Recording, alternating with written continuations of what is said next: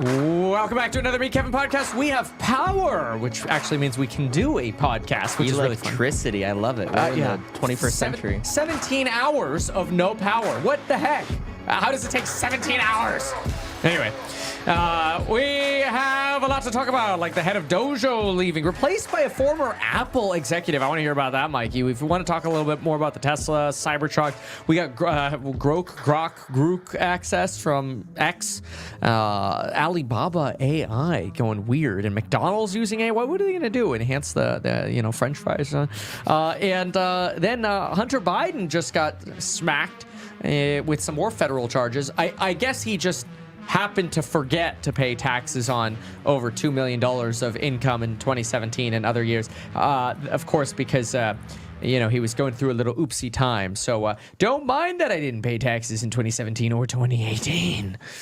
We'll talk about Hunter Biden in a little bit, though. Let's get started with this Dojo thing. So does anybody care? Because to me, Dojo is just like a pet project over at Tesla. It doesn't make revenue. Yeah, I think they're working on something great, and it has massive potential. But let's be real, man. Do they really actually in chip design so far, in terms of like revenue-driving chips, hold a candle to either what AMD announced yesterday, the X300 or whatever, or the H100 for NVIDIA? I don't know how much this matters. So what did you hear about this Dojo guy? Yeah, well, if you ask Morgan Stanley, they say Dojo has the potential to increase the market cap of Tesla by $600 billion. Yeah. Analysts and potential? Yeah. I don't hang my hat on it too. But it should help in the long run with robo-taxis, software in general, and they will be spending an additional $1 billion in the next year for it. For it or for Dojo? Specifically for it. Specifically for Dojo. Okay, that's interesting because they just bought 10,000 H100s, right? Because, they're much more readily available. Probably, even if Dojo itself, I think when we compare the specs by specs, specifically for what Tesla wants, the Dojo engineered chip and design chip is better for what Tesla needs. The problem is, are they able to get the capacity at like TSMC to build it? Honestly, Tesla might be a great client for a company like Intel. When Intel gets their 2 nanometer and 3 nanometer facilities going, which I think Intel's next big fab is opening its door next year, Tesla could actually be a great candidate for them. You bring those chip manufacturing costs down. But obviously, Tesla needs FSD and autonomy training now, neural net training today. We don't have time to wait for capacity to open up to the point where, maybe Elon got a little bit of a bulk discount there on those chips, but they still spent $280 probably million, close to $300 million on 10,000 H100s. That's a pretty penny. Again, maybe they got like a bulk coupon code, kind of like when you email staff at mekevin.com. You're like, I want multiple. I want a bulk coupon. Anyway, but they want to spend $1 billion just on Dojo. Yeah, designing it or like manufacturing it. Did they say? That's a good question. No, I don't know. Yeah, that would be interesting because theoretically it's already designed. Okay, so why would their head leave? This is like the second big person now to leave. I don't know how big we could say, but after their CFO left, a lot of people kind of started scratching their heads a little bit, going, "What?" It came out of nowhere, and it didn't seem like Elon was ready for that. It almost felt a little bit like a blindside, but nobody truly knows. Where did he end up going, the CFO? To spend time with family, which is literally what they all say. Yeah. They all say that, and then, they end up as CEO of WeWork or something. They always come back. So, so what else? So they picked an Apple guy? Was he already at the team? Yeah, so Ganesh left. I can't pronounce his last name, I'm sorry. It starts with a V and it's very long, but Ganesh is his first name, and he left the company. So they got Peter Bannon to join instead, and so he was a director. Related to Steve Bannon? I'm sure they're all related. He's a director at Apple from 2008 to 2016, but he's also been in Tesla, like working with Tesla adjacently since 2016, and he actually helped Ganesh develop these chips for Dojo, so he's no stranger to the process. Okay, so somebody got a promotion, the guy leaves, somebody else takes over. So does that really make a difference, though? If your replacement is fully trained, basically, does it matter if the head guy leaves? Maybe it would be a spirit thing. I feel like it's a spirit hit when somebody from Vivek's team, just as they're starting to stagnate in the polls, leaves and joins the Trump campaign. Yeah. Like that's that's gotta hurt morale at the rest of the team. If on the other hand, everybody's like, we're killing it at Dojo, this is the best team ever, and that guy's just going on for whatever reason to do the family thing or whatever, then maybe it doesn't matter so much. Yeah, well, I guess it could be a bad thing depending on why he's leaving. That's the big question. But they never tell. They never Same thing tell. with Zach. Like, when are we ever going to know? I think it'll be like 3 years when the NDA expires, and then they come out and be like, Elon fired me. Now, if in 3 months from now he goes and works at, say, Lucid, then maybe we have a problem. But I agree with you. I don't think it's an issue at face value. Yeah, that is interesting. Yeah, replaced by Peter Bannon. I don't think there's any connection to Steve. That's what they want you to think, man. That's what they're thinking, exactly. Okay, interesting. So Tesla CEO Elon Musk and representatives for the company didn't respond to of course not. They never respond to the press anyway. Yeah, the Morgan Stanley piece. I remember going through that and covering it. Tesla rallied like 6% the day. Morgan Stanley came out with that piece. Oh, really? Which is interesting. It makes me wonder, are institutions trading off those pieces, or is it retail, or is it everyone? Institutions first, and then retail reads the pieces and hears about it on the news or something like that. Interesting. Yeah. We got to accelerate the speed at which those papers get out, because usually it seems like institutions get the first dibs on them. But anyway, okay. So Tesla previously relied on semiconductors from NVIDIA, but they still do. Bloomberg here is suggesting that Dojo will be the NVIDIA replacement. I think maybe in the long term, but again, I don't know how close we actually are to that. So Tesla stock didn't seem to care today. I mean, we got jobs numbers tomorrow, but Tesla was up like 1.3%. So to me, it's probably the nothing burger. But as usual, the arcane mystery of what's going on at Tesla leaves little lack of entertainment. Ooh, double negative. Anyway, then there's some Cybertruck talk, eh? Yeah, this is regarding that 48-volt architecture that we were talking about, like the industry standard for and this is for the low voltage systems, right? All the auxiliary stuff. It was 12 volt in the past, and now it's up to 48 volt. And I want to show you a little excerpt here, and then it'll get into what Elon did. But this is from the newest Haggerty video. Haggerty is like a automotive. They actually do automotive insurance for like exotic cars and old cars and things like that. But they have a YouTube channel. And so Jason Camissa here, he's one of my favorite guys to cover car stuff. He did a video on the Cybertruck, and I think it's probably the best Cybertruck video so far. Really? Okay. They also did a Tesla Roadster video earlier this year, and it made me fall in love with my car even more. Oh. But check out this excerpt here. To switch to a 48-volt architecture for literal decades, and we've seen a 48-volt component here or there. But thanks to incredible dysfunction, neither the suppliers nor the car companies could get the switch done.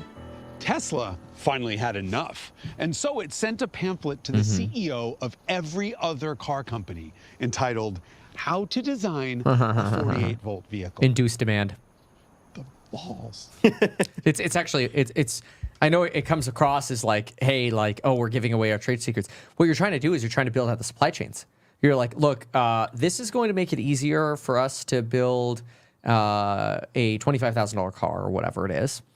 The problem is the suppliers we're calling up right now who are willing to use this 48-volt architecture for the Cybertruck are like, yeah, okay, we'll manufacture the cabling or whatever you need to make you your 50,000 next year.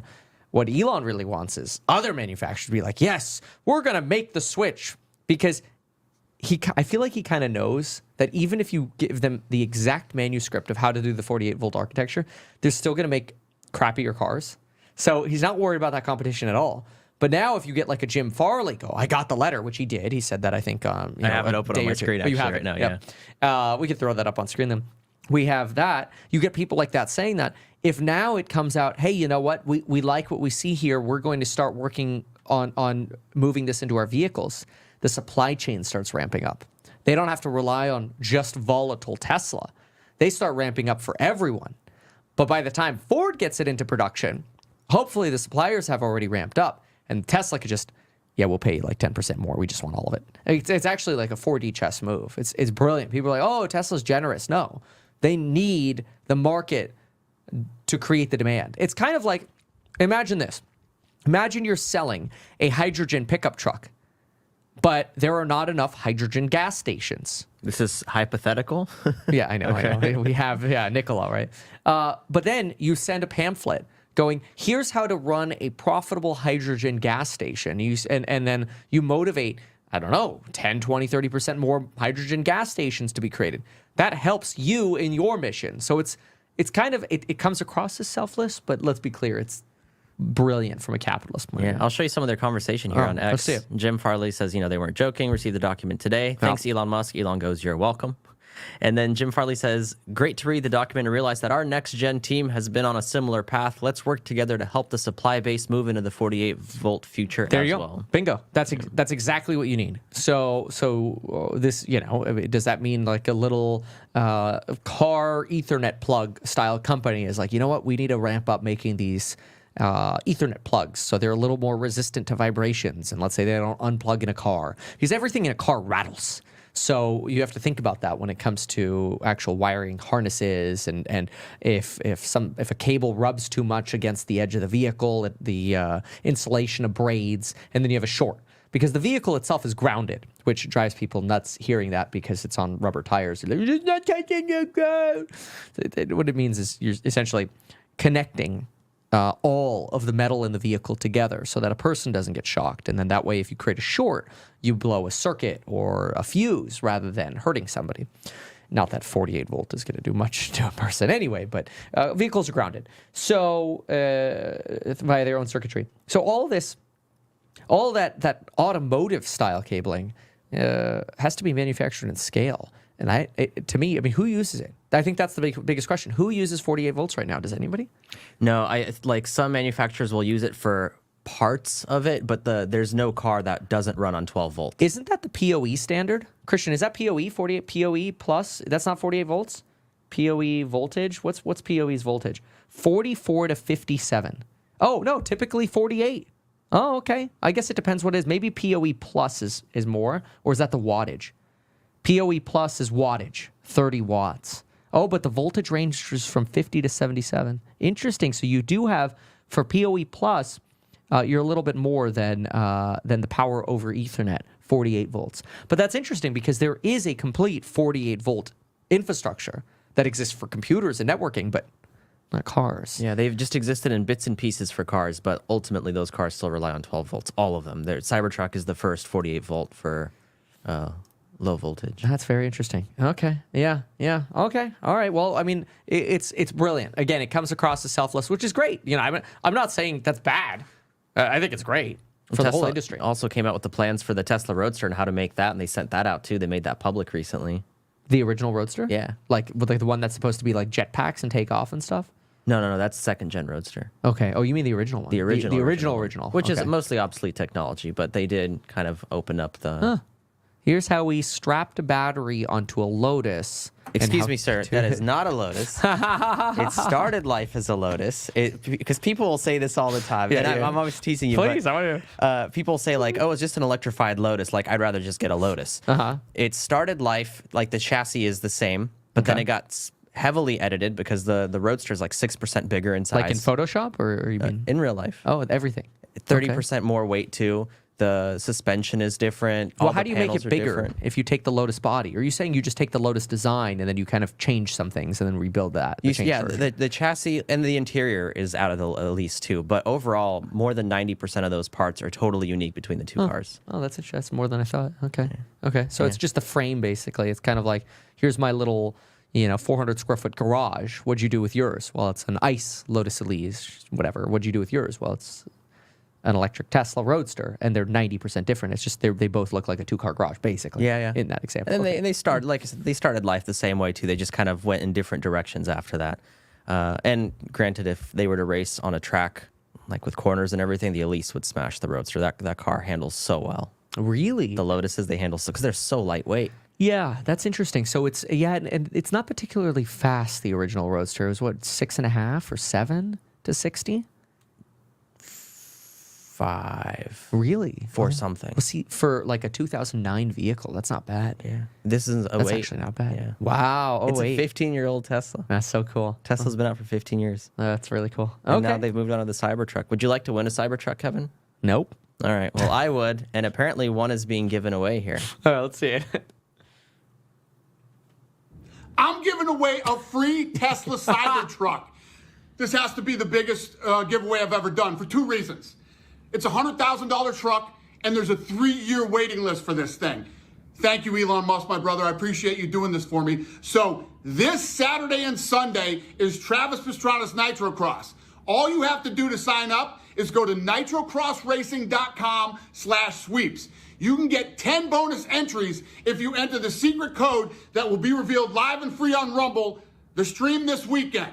Or you can show up to the race live at Glen Helen Raceway in San Bernardino, California. I'm giving away a free Tesla Cybertruck.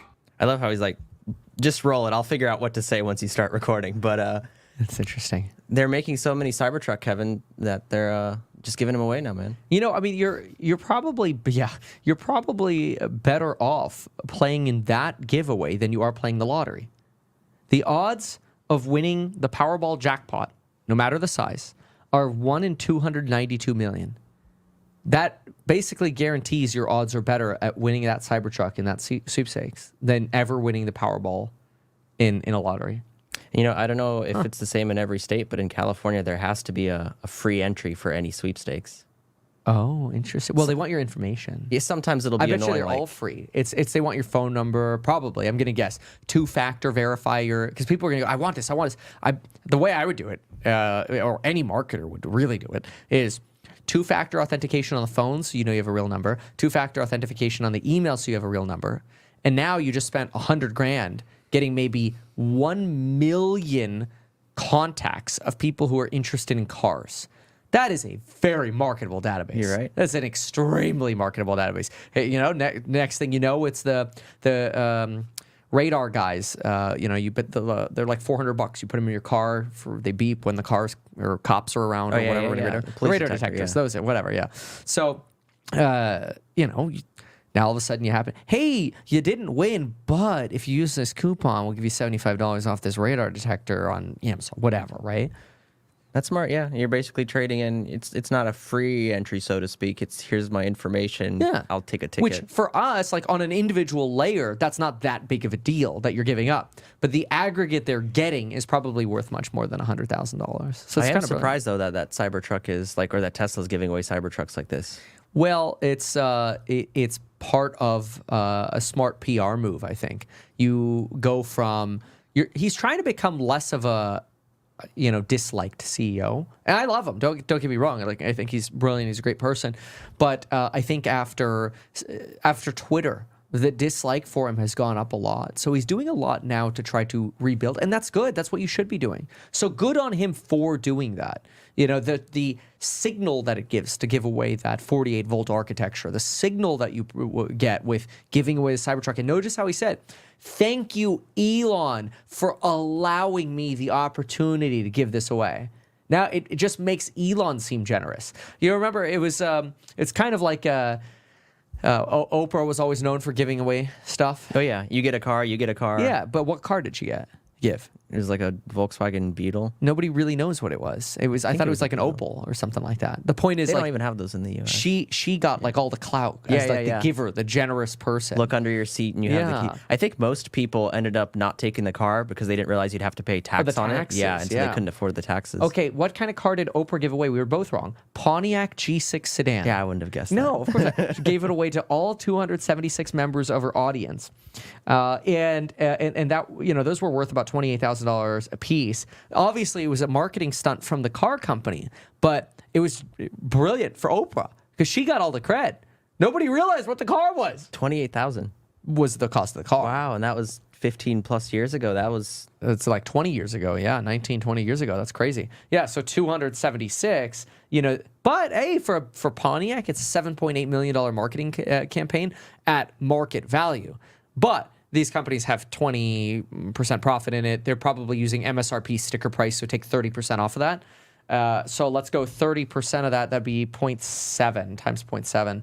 That campaign cost them about $5.5 million. But it was really a donation to Oprah's generosity. So marketing's a funny world. And then 4 years later, Pontiac stopped making cars.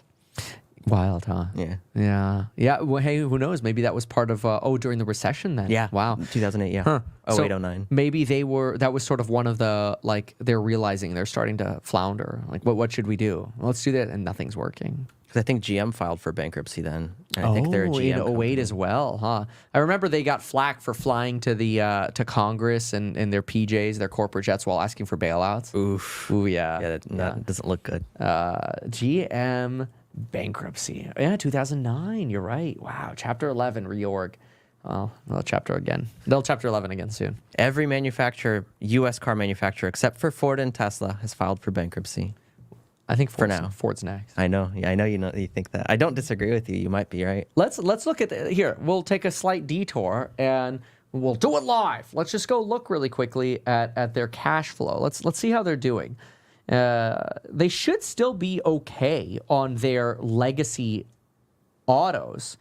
Yeah, well, see, $5.6 billion of cash flow in 2022. Of that, they had free cash flow about $800 million. Okay, no, they've got good cash flow, man. In 2023, 9 months, they did $12.4 billion minus the 5.9 in capital spending. You're looking in 9 months, if I divide that by 9, you're at about $716 million in cash flow per month. I mean, unless they have exorbitant debts, they're not going bankrupt anytime soon. That's some pretty nice cash flow. They're going to be around for a little while. 25, is that million or billion? That's billion. $25 billion, though, in payables. Could you imagine that? You have $25 billion of bills on your desk. Woo! That'd be crazy. So 25.6. Oh, plus liabilities due within a year of 21. That puts you at $46 billion of bills you got to pay in the next month. Then you got some longer term liabilities and a good chunk here. But anyway, cash, 25 bill. It's tight. They got to run a clean accounting ship. I mean, they're not going to go bankrupt anytime soon with that kind of free cash flow that they have. But they've definitely got some bills to pay. So, interesting. All right, I thought they were much closer to the edge. Maybe it's just on their EV world. If they just went EV, I think it's actually not that bad. They changed something about EVs, right? Did they pause making them again or something? Yeah, they kind of start and stop that all the time. I don't think they're heavily prioritizing it. Ford, I think it was like a Ford delay or something like that. If I just Google Ford delay, yeah, here it is. It was Ford delays. Yeah, this was what I remember. Ford delays $12 billion in EV investments as the automaker wrestles demand. So you're at a place where it's like, we want to innovate, but we kind of have just enough cash flow to try our best to, pay the bills and make sure we can negotiate with these unions or whatever they got to do. And so it looks like they're holding on to some of that free cash flow now, as opposed to throwing it into EVs, which is just a benefit to Tesla. ICE isn't going to make it super long. I don't think. You don't need state laws that say, oh, we're not going to sell ICE vehicles anymore in 2035. People won't want them anymore. I also think that, if anything, that just makes people really angry, like people who are car enthusiasts or just your average Joe who's like, well, they're trying to control us and tell us we need to buy EVs. I agree with you. If they just didn't make that a law, they'll see the light soon enough. Oh, yeah. You don't need the government to try to force that, and because it's only liberals who are trying to force that, liberal governors, New York and California or whatever, are trying to force this EV adoption. You don't need to force it. Let the market do it. I mean, and we offer the credits. It's kind of like enough of an incentive. I think Sawyer had a great breakdown. It was the same night that we were talking about all the states that do the credits, and how you basically already have the $25,000 car. Yeah. He ended up doing a summary that same night, like an hour or two later. And if he's watching, hello. But he actually did a great summary of the different credits that are available in different states. Because there were 7 or 8 that actually gets the Model 3 with the federal tax credit under $25,000. And that's in line with what we talked about 2 days ago on the pod where we were talking about these. Yeah. So I found that very interesting. I also saw, I was on this subreddit of I got it. Basically Tesla Elon haters. Oh, you can send that to me on X if you want and I'll share it. Yeah, I'll put it in your chat. Or your messages. I was on this very anti-Tesla subreddit because I like to see what, the naysayers are saying too. And they were talking crap about the Model 3 and were like, hey, just a friendly reminder, this was supposed to be a $30,000 car. And even without incentives, from 2016, which is when the car was unveiled, it's actually just $500 over that price if you're adjusting for inflation. So Tesla's already basically nailed that promise. It just took a few years. Wow. Wow. All right, I got it on my screen. Okay, yeah, there it is. So I can't. Can you zoom into those states a little? I'm just blind. Okay, there it is. Colorado, 22.5. Yeah, I remember Colorado was the one I mentioned. Then you've got Vermont, 22. Wow. Massachusetts, 24. What ME? That's Maine. 24. Delaware, 25. Connecticut, 25. Penn, 25, and then New York, 25. Yeah, look at that. See, that's kind of cool. Again, you do have those income restrictions, so I do like that note. I appreciate that. I think it's up to 150,000 or whatever for a couple in a lot of these states. But anyway, yeah, very cool. Cool.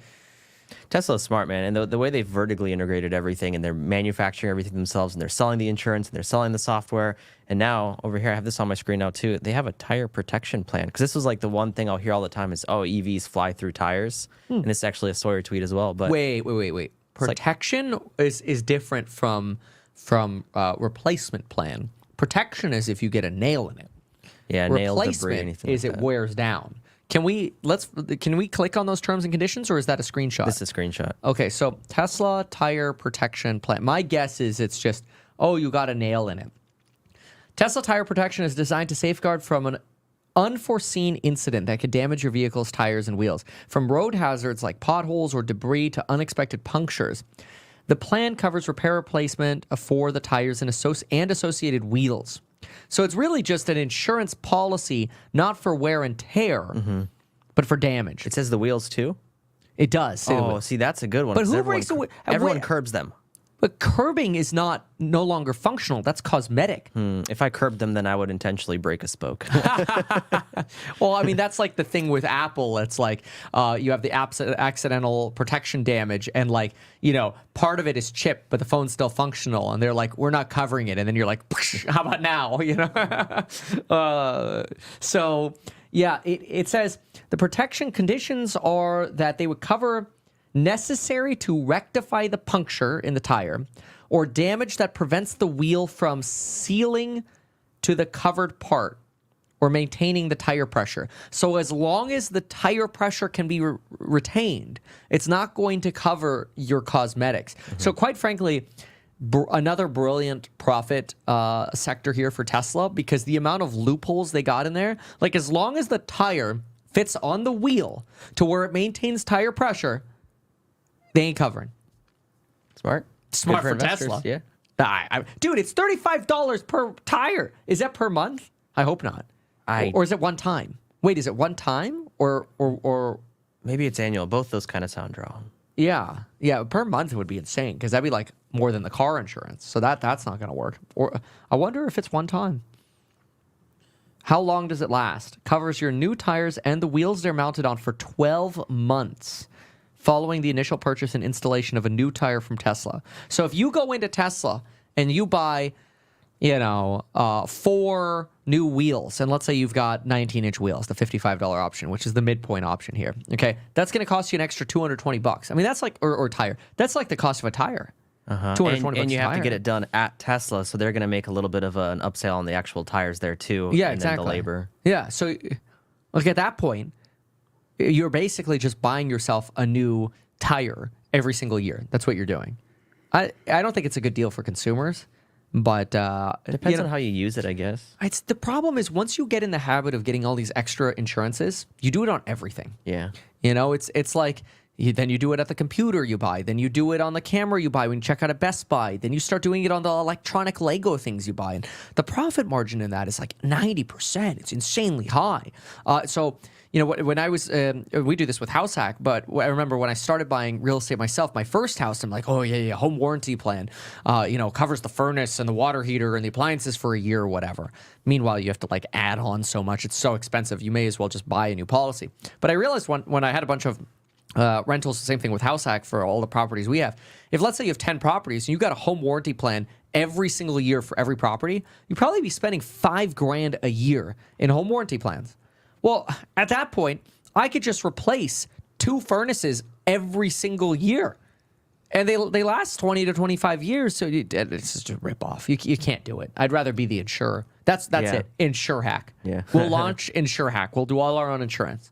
That one's actually not a bad idea. Yeah, and then you invest the float. That's a great idea.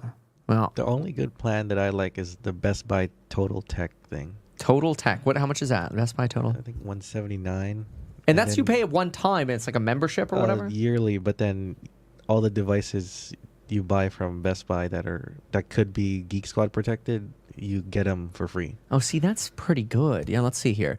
It's kind of like an Amazon Prime membership. Oh, that's not bad. Extended 60-day return protection plans, including Apple Care. Well, there's an asterisk on that, so I don't know. Up to 2 years. So, like, if you get multiple iPhones, you'll get the Apple Care for every single iPhone that you buy, as long as you maintain that total Best Buy Total See, Tech. but that pays for itself. That's not a bad deal because what's Apple So if you Care get a like? TV as well, Yeah, it's free then. PS5 See, that's camera. not. See, that's smart because now you instead of getting microed by all of those damn little policies, you just have one in total. I don't mind that. Yeah, and Christian, you spend like some people's entire annual salary on Best Buy every year, so this might be worth it. Yeah, it's interesting. Okay, that's why you like Best Buy so much. Honestly, just the Apple Care alone, if you have multiple devices, we should buy every Apple device for the company through there. You know, I saw Andrew, like there was a video, it was like an Andrew Tate Christmas or whatever, and he's like at the Apple store and he buys like 3 MacBooks.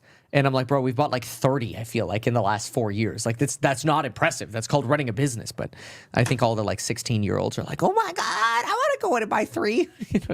Anyway, why does Andrew Tate always come up? He finds his way. Yeah. All right. Okay. Next. Let's move on. Grok Access. We both got that today. Oh, yeah. Have you tried it yet? Yeah, a little bit. I'm almost like, now there's so much. It's like, do you use Bard? Do you use that? Do you use GPT? For me, I put GPT right at the top of my phone. So when it's on the little lock screen right here, I have the little button right here, and I just press this, and it goes right into GPT-4. It's actually nice. I mean, it's one button, and I'm in. I quite like that. So it's hard for me to keep bouncing around and trying to put different apps in. But I don't know. Maybe it's worth it if they had a shortcut that puts you right into it. We got a lot more to talk about too. But yeah, as far as Grok, I compared it. So it's got like a little toggle for the fun mode where you can make it not be sassy. Does it make a difference? It makes a difference. Okay. The way it speaks is very similar, but it won't cuss at you and stuff. Oh, I see. Okay. But what I compared it then to ChatGPT 4 and even 3.5. I think 3.5 and 4 both give you more in-depth responses than Grok does. But if you want to smile a little bit while you're looking up your answer, like turning on the fun mode on Grok, I had a blast today, really? Like testing it out. It was fun. I had it like, what did I say? I was like roast, at Michael Manoff based on his post, roast Meet Kevin, real Meet Kevin based on his post and all that. And the responses, and I said, and be vulgar. Bro, these responses, I was like, I don't know. I know this is just a computer, man, but like, I don't know if I can take this. That's funny. It got spicy. Let's try to. It goes deep. You could click on that top one right away, and it'll just roast you. I want to roast Elon on his own with his own tool. Can we do that? Let's try. 100%. I can do it right now, so everyone can see it. Yeah, let's do that. That'd be funny. Give me a second. To Yeah, pull it no, up. take your time. But I want to see these things become a utility. I think what would be cool is if it, like, let's say if it could tell us the news today. Tell me the news today. Is it able to search today? Oh yeah, it's live. Okay, yeah, searching for latest news today. Today, the world is buzzing with excitement as Elon Musk announces his latest venture, a time travel machine. You have fun mode on. Oh, fun mode doesn't give you real. It should, but let's keep reading. Like maybe it'll be like I'm being sarcastic because it does do sarcasm where you have to be able to read sarcasm. Oh, okay. All right. What else? What did you get? Let's roast Elon here. And see Okay, what let's happens. roast Elon. I'll get the news. All right, here we go. Roast. Okay. Is it? Oh, there it is. Well. If it isn't Mr. Invented Car Fart. Yep, car fart himself. Seems that our dear Elon has been a busy little bee buzzing around his tweets and stirring up quite the pot of controversy. Let's dive into the musky world of Elon's post, shall we? First off, let's talk about his fashion sense. Elon, buddy, what's with the Richard Spencer haircut? You got all that money, and the best you can do is a toupee that looks like it was made from a recycled SpaceX rocket? Come on, you're supposed to be a genius. Speaking of genius, let's not forget that time Elon decided to call out Yoel Roth Kara Swisher claiming to see pure evil in these hearts. Oh, Elon, you're such a drama queen. You can give a daytime soap opera run for its money, but hey, at least you regard their dislike for you as a compliment. That's a healthy way to deal with criticism, right? Right? Now let's get to the juicy part, politics. It seems our dear Elon has some strong opinions about Hamas and Israel. He thinks their primary goal is to cause severe reprisals and show dead civilians to rally support. Well, Elon, you certainly have a way of bringing people together by making them all equally confused about your stance on the matter. Bravo, sir. Thoughts on extremists. According to him, they lack a sense of humor because they live on a stage of outrage and dehumanize the other side. Oh, the irony coming from the man who once tweeted, trashing accounts like that you hate will cause our algorithm to show you more of those accounts. It's like he's the pot calling the kettle black, or should I say the Musk calling the rocket black. Oh. In conclusion, he's a man of many talents. From inventing car farts to making controversial political statements, he's a walking, talking, tweeting enigma wrapped in a mystery, and we can't help but to be entertained by his antics. Keep tweeting and we'll keep roasting you because let's face it, you're just too fun to ignore. This one was mild. That's pretty good though. That's not bad. Like I mean, it's yeah. Was this on fun mode or yeah? So, okay, yeah. I mean, not bad. I mean, it's good. It's kind of like the fact that you can make that in what 3 months. Yeah, you kind of got to give it to him. That's really impressive. I did one for McKay, and I sent it to him, and he was like, "Sheesh!" He got very personal there. Oh my gosh! Oh, like the vulgar ones. Yeah, but not bad. See, I did. What's today's news? Good day. Here are some of the top stories. A lone gunman opened fire on a University of Nevada's main campus, killing 3. The U.S. Senate blocked an emergency spending bill. The Japanese government announced it will help Ukraine with $4.5 billion through direct funding. The U.S. SEC postponed a decision on Grayscale Spot ETF until Jan 25. How convenient. That's after the SEC Coinbase arguments. I've been expecting this. Is that true? Now I want to fact check it because I don't know if that's true. Fact check it with ChatGPT. No, I'm just kidding. No. Yeah, nope, it's true. Oh, that's the Ether decision, though. Grayscale Spot Ether. Okay. That's the Ether decision. So that one's okay. They have not delayed a single BTC one yet. Okay. The window remains open then. Interesting. Not bad. Yeah, not that bad. Okay. We got a lot to talk about as far as AI. So, Google DeepMind, right? They came out with Gemini. That's their AI thing. Yeah. And, well, first, let me just show you the video they have here. And we don't have to watch the whole thing because it's 6 minutes long. But sure. A lot of this is impressive. And there is a little disclaimer at the beginning, which I think is important. Our new multimodal AI model. I'll pause it here. We've been capturing footage to test it on a wide range of challenges, showing it a series of images and asking it to reason about what it sees. Okay. So it is very impressive, but that's kind of what I noted. We've been capturing footage, so I don't know how long they've been filming and like what parts they've decided to cut out, but their final product here is super impressive. Okay. The video resumes. This video highlights some of our favorite interactions with Gemini. All right, testing Gemini. Here we go. Tell me what you see. I see you placing a piece of paper on the table. I see a squiggly line. What about now? The contour lines are smooth and flowing, with no sharp angles or jagged edges. It looks like a bird to me. What if I add this?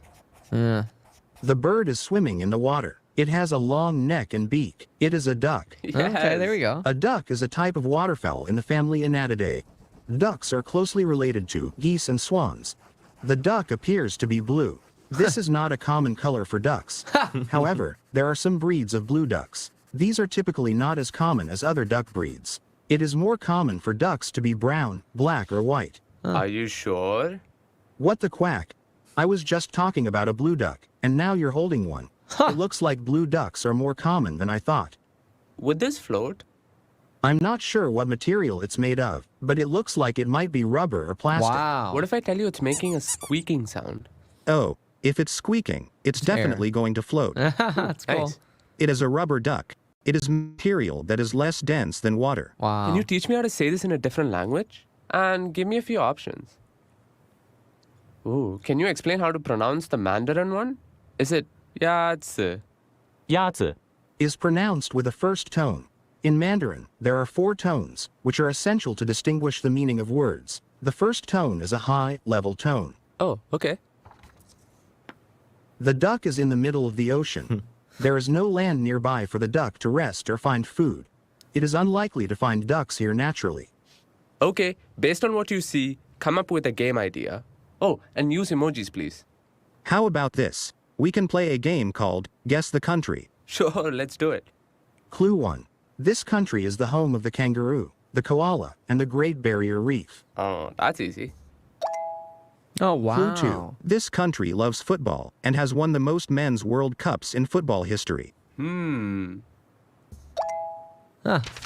That's very cool. You are trying to get me to find the paper ball under the cup. Isn't this I cool? accept the challenge. Left. The cup to the left. Nice. I'll do some of my highlights here. I guess what these shapes are. Yeah.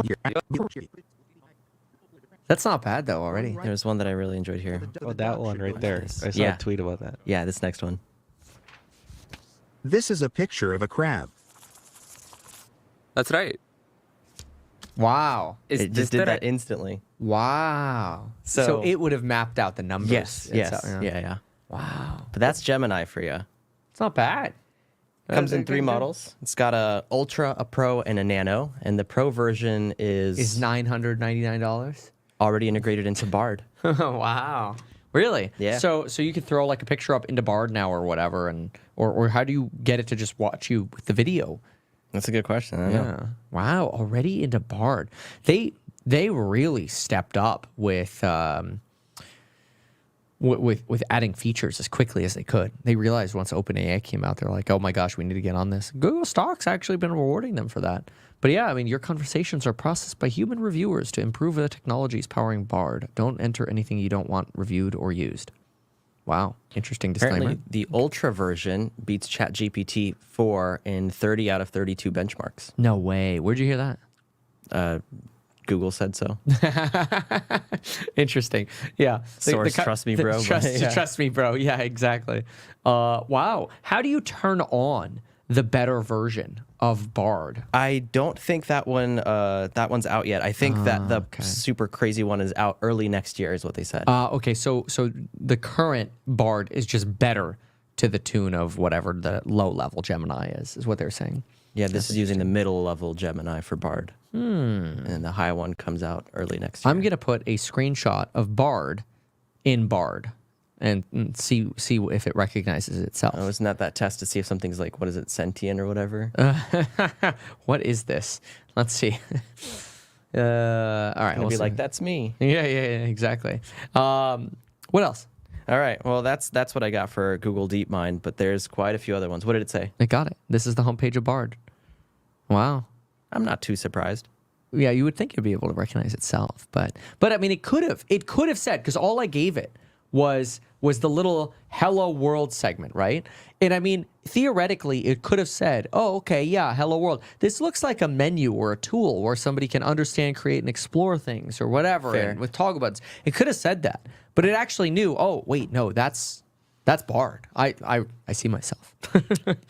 Meta joined the race also. Meta now actually, they released like 20 new things in relation to AI, but what I have on my screen right now is image with Meta AI, and it's the same as Stable Diffusion and all these other things you've been seeing where you type in an image, like, I don't know, give me a prompt.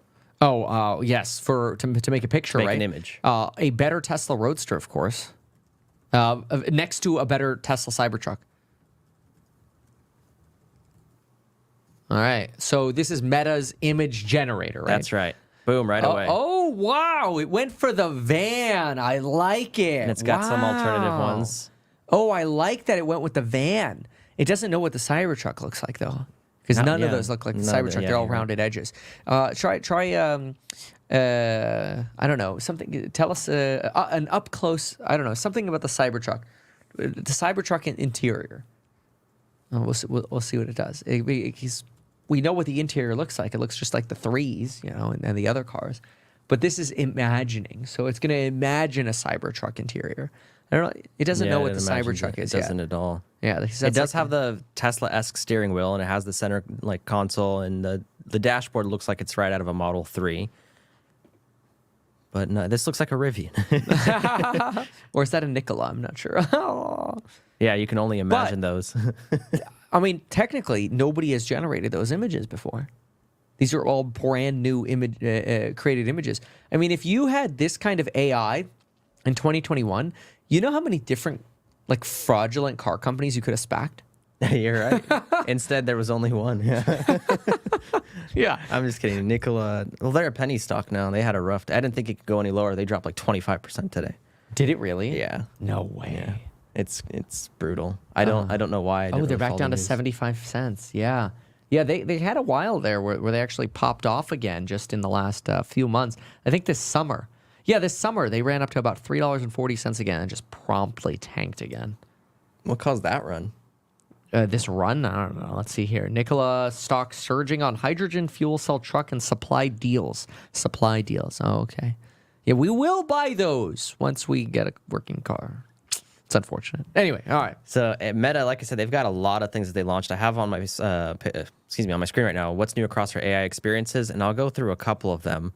But they're going over. They have one that's playing off of that image that we just did, the Imagine, which they could have styled that differently because it's like image generation. It could have been like image gen, like and still pronounce it Imagine. I don't know. I think it was like a wasted opportunity.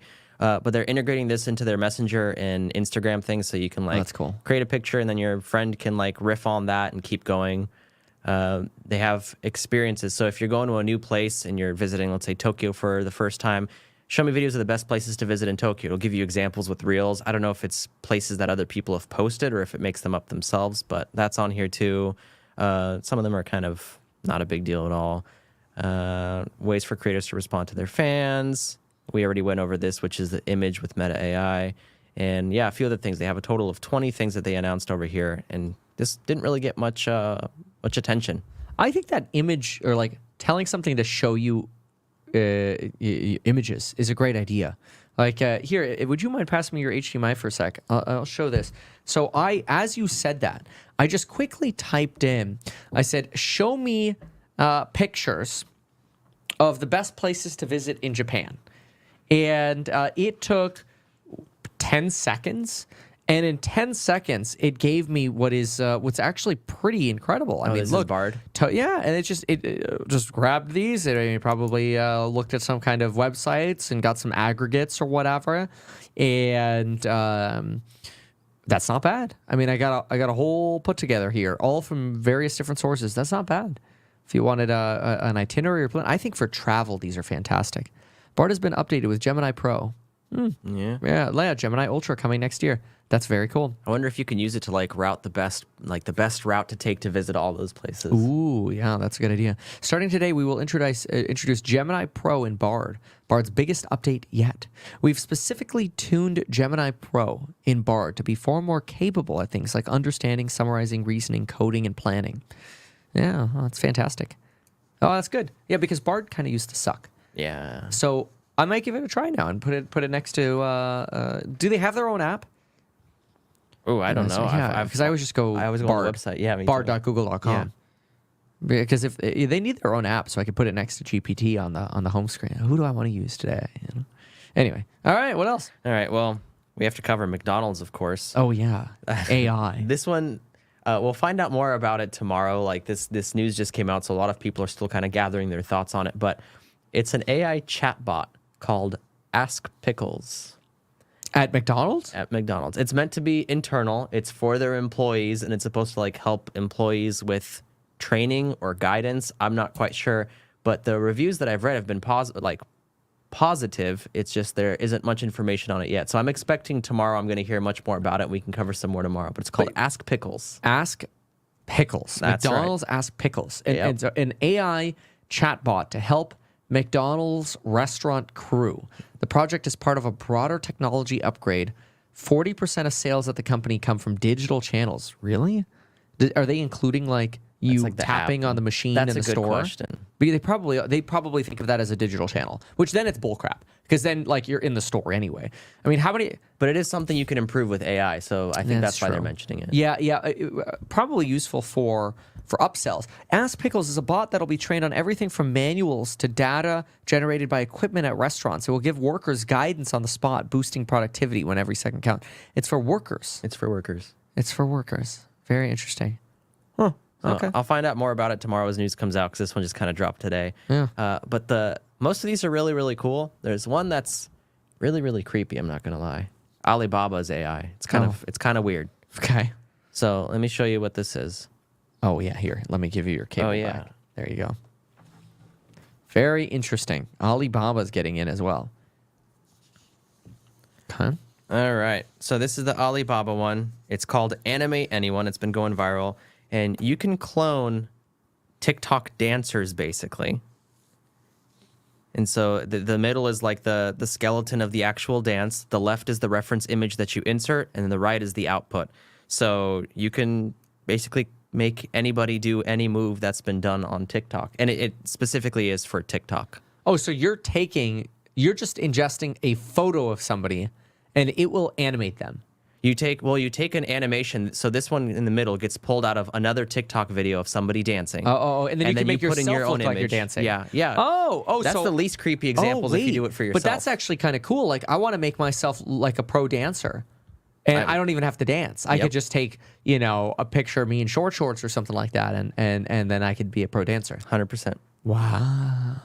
I would actually love to see you make a TikTok of just you doing these dances. No, but they have to be like good dances. I mean, there's so many dancers on TikTok, but I want like the good dances where they have, I don't know, tap shoes as an example, or just pop songs. A lot of these folks, I think they work in bands, or like they're the background dancers at concerts. And they're really good dancers, like those kind of level. Anyway, that'd be cool if we could pull it off. All right, so you're not too creeped out by it.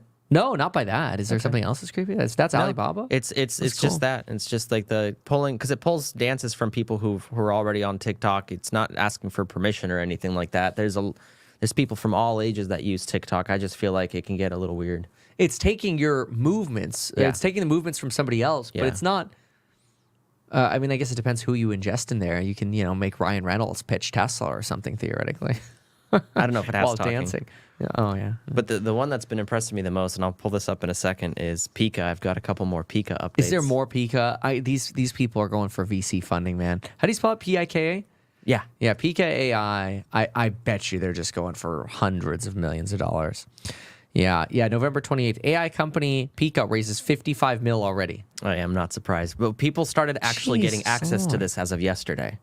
Wow. Series A funding of $35 million, led by Lightspeed Venture Partners. With this latest round, they've raised a total of $55 million in the company's first 6 months. The problem is the failure rate on these is massively high. So it'll be actually interesting if they can pull off a good quality product. That's the risk you take with VC. Well, I mean, there's VC and then there's like software AI VC. You're throwing darts, man. We'll see. All right, what's the latest? So this is one individual who got access to it yesterday, and the prompt in this case, time-lapse photography of a rosebud unfurling, blooming, and petals expanding, and this is what it spit out. Does this person work for Pika, or are they actually independent? Ooh. An AI educator. Educator. Practical voice. Okay, well, that's fair. That's a fair review. If it could do that, that's actually cool. Cinematic film still. Epic explosion, tank on fire, tracks rolling, directed by Michael Bay. Yeah, I mean, it looks like crap, but that one does actually, yeah. Yeah, the other one, let me show you the flower one again. See, that's not bad. It looks beautiful. That's not bad. That's very good. If they could do stuff like that regularly, then they deserve it. That's very good. Medieval knight holding a flaming torch in the darkness. See, it changes the style. Like, I would add in like photorealistic or something like that to the prompt. Yeah. A lionfish swimming underwater. That looks pretty good. Light reflection and just water graphics. These are hard things to do. Yeah. Cinematic film of a breaching whale falling down into the water, splashes, sea foam. See, you could tell it's AI. It's got like the random fin that like pops out of its torso. Right? But, but I still think this is really cool. Food commercial, pouring a glass of orange juice. Delicious and appetizing. Yeah, and then the glass warps towards the end. Like the glass starts spilling over. Yeah, but that's my concern, is that the first, like the sizzle pictures are so good. And then, people are like, oh, it's going to replace cinematographers or whatever. But then you actually get to using the tool and you're like, bro, it ain't even close.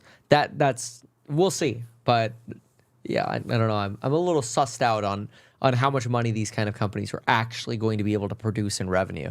I'm excited to see it, though. We're going in the right direction. I mean, we didn't have this stuff last year. This is Pika? Oh, no. To transform a tortoise. What does this say? Transform a tortoise into a dinosaur. Oh. Okay. That's cool. It's pretty cool. It looks kind of derpy, but this is early stages. I think Pika has been one of the most impressive ones so far. Huh. Last one. Let's do one more. Yeah, let's do it. That was all Pika? Yeah. Just life for an unexpected friendship. It's not bad. Yeah. I don't know what the seed is for this, but the output's definitely cool. Kind of spooky. Whoa. Yeah, first contact. I guess I mean, it's like that's an ET pretty good. adjacent. Yeah, I agree. That's pretty good. I agree. Okay. All right. Well, there's potential then. All right. What Anyway, else? That's it for AI today. You want to talk a little Hunter Biden? Oh, yeah. So now he's got charges against. What did you hear about him? And I think there's an update. Yeah, there's an update because what I heard was from I guess at this point, 3 hours ago. And it was that federal prosecutors filed a criminal case against Hunter Biden, but they wouldn't share, like there was no information on what the cases were. And the things that I had come up with is like, well, there was the special counsel that was using a federal grand jury in LA to come up with like evidence for possible tax crimes. And then there was obviously the gun charge where he pleaded not guilty to like 3 counts the other month. So I was thinking it's going to be one of those two. But you have an update. It looks like it is the tax one. Yeah, well, it's both, which I think the big thing that people are cheering, because people thought when he was fighting the gun charge that the IRS one would go away. And people thought, wait, that's rigged. It is nice to see that, hey, look, if you commit a crime, like the party shouldn't matter, right? Because there's been a lot of disbelief in the system in America that, well, if you're a Democrat, you're part of the deep state, you get away with whatever you want, and that's a very unhealthy country to have. That's a country that goes down the path of civil war, and it's very dirty and bad. But yeah, under a jury plea deal, Biden would have admitted to failing to pay taxes on $2.3 million in income in 2017, $2.1 in 2018. Biden said he made more than $4 million in those 2 years from sources including the Ukrainian energy company and a private Chinese equity firm. Oh, this is exactly what the Republicans want to hear, right? Yeah, but like then you also wonder, it's like, man, he made $4 million doing what for a Ukrainian energy company and doing what for Chinese private equity? Like, is he the best programmer in the world? Is he the best lawyer in the world? No, he's related to Joe Biden. Yeah. That's sussy. Yeah. I don't know. I don't love hearing stuff like that, but it's good that it comes to light, so we can dissuade that from happening again in the future. So do you think there's going to be less pressure on Trump for everything he's facing right now? Because he could be like, yeah, but the Bidens are also. I mean, Trump still has all his problems that he's got to deal with. I don't think anybody who's a Trump supporter cares about any of those cases, though. So I think even if Trump gets found guilty, the sentencing will probably, I think it's going to be very difficult to say that any sentencing that Trump gets is something that would prevent him from actually running for president. It's like, okay, you pay X amount in fines. Okay, well, he'll crowdfund that away. So fines aren't going to affect him. Okay, it's probation. Okay, no problem. I'll ask for permission everywhere where I want to go, and then you become president and you pardon yourself. Unless they take him off the ballot. That would be a big mistake. Really? Yeah, that would be a big mistake. You'd potentially have civil war if they took Trump off the ballot. You'd potentially have civil war. Even though I know there are going to be a lot of people who say, but if you commit a crime and that makes you eligible from running, you need to be taken off the ballot. Even if that is true, codified in law somewhere, that could lead to true civil war. That would be very bad. I wouldn't do that. I would let the come up with a conclusion, have transparent hearings, which so far they're not doing transparent hearings. Right. That's what I would do. Transparent hearings, and then let the voters decide. Like a judge can have a ruling, a jury can have a ruling. There could be monetary punishment. There could be probation. There could be house arrest.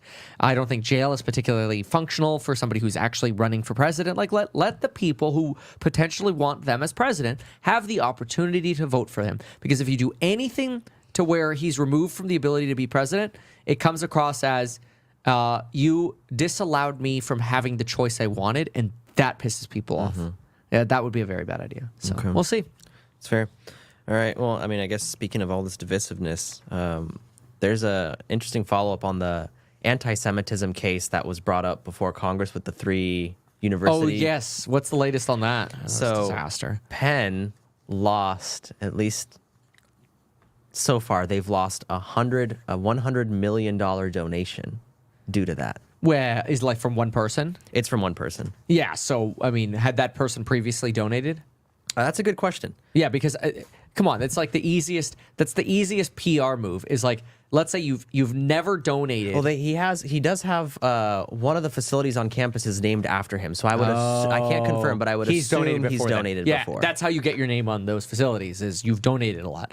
Then he's donated a lot. Yeah. Okay. Because I mean, think about it. Like I have nothing to do with Penn, but I could be like, oh, because of that performance, I refuse to donate $10 million to Penn this year.